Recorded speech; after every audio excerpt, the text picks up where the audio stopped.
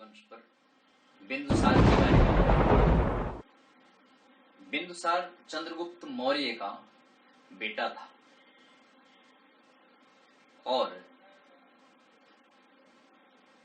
उसे अमित्र चेट अथवा अमित्र घात व अमित्र खाद कहा गया है। यह इसका निकनेम था, यानी यह इसका उपनाम था। अमित्र चेट का मतलब जिसके कोई शत्रु ना हो, जो अपने शत्रु पर विजय प्राप्त कर लिया हो। अमित्र घात का मतलब जो अपने शत्रु पर घात लगा के हमला किया हो। अमित्र खाद का मतलब जो अपने शत्रु को खा गया हो। वैसे तो यह कहा जाता है कि चंद्रगुप्त मौर्य की पत्नी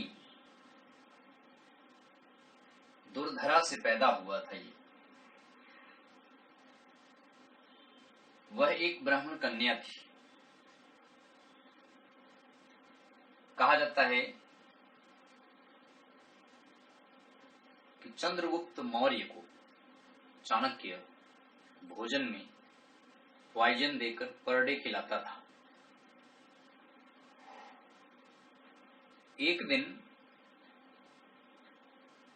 चंद्रगुप्त मौर्य उस भोजन को अपनी पत्नी दुर्धरा के साथ शेयर कर लिया। उस पॉइजनस भोजन को खाने के बाद दुर्धरा के गर्भ में पल रहे बच्चे बिंदुसार पर इस जहर का असर पड़ने लगा। दुर्धरा की तबीयत खराब होने लगी। चाणक्य को बुलाया गया तो कहा जाता है चाणक्य ने दुर्धरा के स्टोमक को, पेट को कटवाकर बिंदुसार को निकाल लिया। चंद्रगुप्त मौर्य चाणक्य की इस पॉलिसी से बिंदुसार बच गया। कहा गया कि इस जहर का असर उसके फॉरहेड पर पड़ गया, यानी उसकी ललाट पर पड़ गया, इसलिए इसका नाम बिंदुसार रखा गया। इस कहानी के बारे में, ये इस घटना के बारे में बिंदुसार को जब बताया गया तो बिंदुसार चाणक्य से बहुत नाराज हुआ था और कहा जाता है कि चाणक्य से रुष्ट होने के बाद उसने चाणक्य को अपने किंगडम से निष्कासित भी कर दिया था। कुछ समय तक चाणक्य इसका पश्चाताप करने के लिए वे एक लंबा फास्ट भी रखा था। वैसे बिंदुसार के बारे में बड़ा विवाद है। कहा जाता है कि उसने जैन धर्म को फॉलो किया था, लेकिन बौद्ध टेक्स्ट बुक में कहा जाता है कि वो बुद्धिस्ट था। लेकिन चंद्रगुप्त मौर्य जैन धर्म को फॉलो करता था। इससे यही अनुमान लगाया गया है कि बिंदुसार भी जैन धर्म को फॉलो करता था।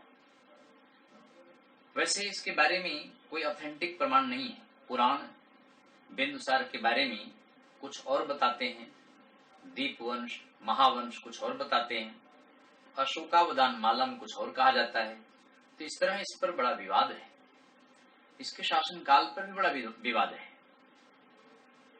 बिंदुसार के शासनकाल में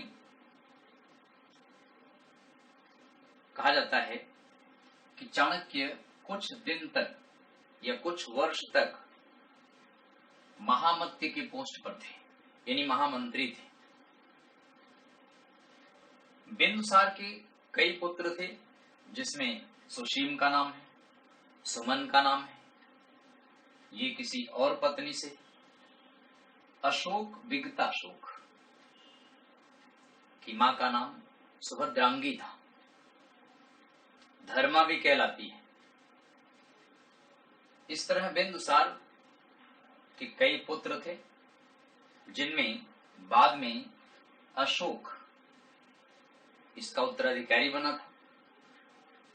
वैसे बिंदुसार के समय में, बिंदुसार के शासनकाल में अशोक उज्जैनी का गवर्नर था, यानी अवंती राष्ट्र प्रोविंस का गवर्नर था। तक्षशिला का भी गवर्नर रह चुका था। तक्षशिला उत्तरापद की राजधानी थी। बिंदुसार के शासनकाल को पुराणों में कहा गया है कि 24 वर्ष तक शासन किया है। अशोकावदान माला में कहा गया कि 25 वर्ष शासन किया है। तो इसके शासनकाल के बारे में बड़ा विवाद है। लेकिन बिंदुसार के समय में तक्षशिला में एक भयंकर विद्रोह हुआ था, जिसे दबाने के लिए सुशेम को भेजा गया था, लेकिन वह असफल रहा। अंत में अशोक को भेजा गया। अशोक इस विद्रोह को दबाने में सफल रहा। तो इस तरह से यह भयंकर विद्रोह बिंदुसार के शासनकाल में हुआ। बिंदुसार के समय में वैसे इसका शासनकाल काफी दूर तक फैला हुआ था। कोई नई विजय नहीं किया था।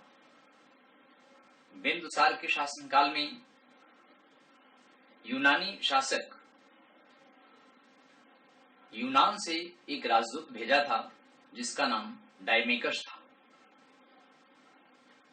और मिस्र के राजा ने भी बिंदुसार के समय में एक राजदूत मिस्र की राजधानी काहिरा से भेजा था। वैसे विदेशों से इसका यूनानियों से संपर्क और मिस्र के राजा से अच्छा संपर्क था।